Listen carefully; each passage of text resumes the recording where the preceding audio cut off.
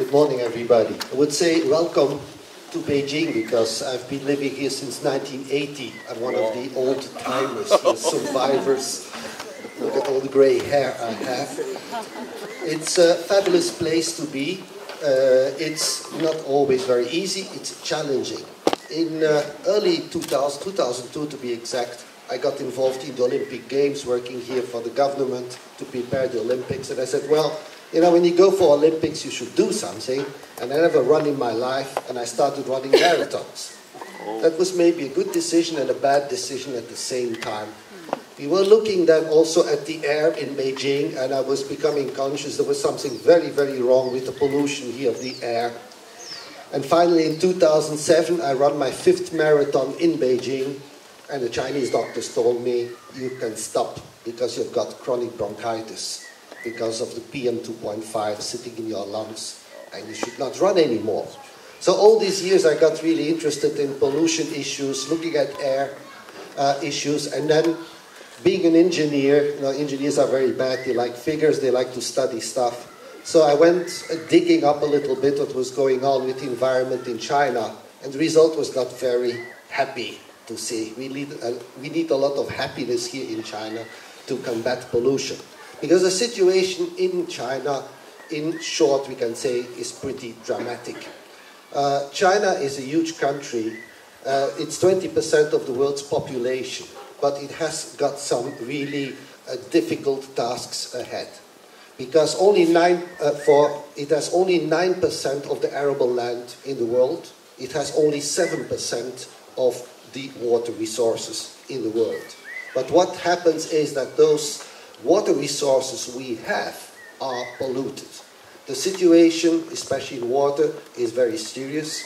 About 70% of rivers and lakes are heavily polluted in China. More than half of the water we have is not drinkable, and 1/4 of the water we have is so toxic that it even cannot be used for industrial purposes. So it looks all pretty bad. You read every day the newspapers about cancer villages in the south, about pollution in rivers, 30 tons of cadmium being dumped somewhere in a river, and 200, 300 kilometers of river being poisoned. It's a very dramatic situation. But contrary to what people think about China, we have to look a little bit in a more balanced view on the situation here. Because first of all, the government, the Chinese government, is pretty aware. People think they are not aware. They are very, very conscious about the seriousness of the situation today. And you know, we have, in China, we have 5-year plans. We are currently in the 12th 5-year plan. And if you see what the government is allocating as budgets, it's not just talk, political stuff. The money is there. They are like just for renewable energies. China, we can say today, is #1 in the world in investment in renewable energies. Just last year, USA gained the #1 position again, but I think very soon it will drop to #2. In the 12th 5-year plan, enormous amounts of money are being allocated. You know, like in 5 years, we're talking about 4 trillion renminbi just to develop new industries and also environmental issues. In just 5 years, 500 billion, that's very little for Chinese, you know, we're only talking trillions here, but 500 billion just to clean up the 10 major rivers and lakes we have in China. The challenges are really very serious. And contrary to what we see like in countries like the United States today, where people say, well, you know, do we have global warming? Can we have some data? And is it really true, all this, you know, this talk we see about climate change and blah, blah, blah. For the Chinese government, it's very clear. There is global warming, full stop. There is climate change, full stop. They have done exhaustive studies. Those studies are available to the public. Many of the data I use in my book is coming straight from China Daily, from official sources. They are really conscious that the situation is bad. So they have been looking at the impact of global warming on China, the rise of the seas, how it will affect cities like Tianjin, Shanghai, and others. So there are enormous projects on the table. In terms of renewable energy, China is trying to invest massively wind energy, solar energy, also nuclear is included. There are massive efforts because today we use a lot of coal. China is #1 in the world for greenhouse emissions. It's also the biggest consumer of energy, of primary energy. But when you look at it on a per capita basis, then actually China is not bad at all. I mean, always people point the finger at China, but we should not forget this is a continent with 1.3 billion people. And in terms of wastage, we see among us per capita, it's still very modest compared to countries like the US or Australia. So why do we come to this situation today? The situation is actually what this is the title of my book, is toxic capitalism. I am not against capitalism. What I am against is a bad strain.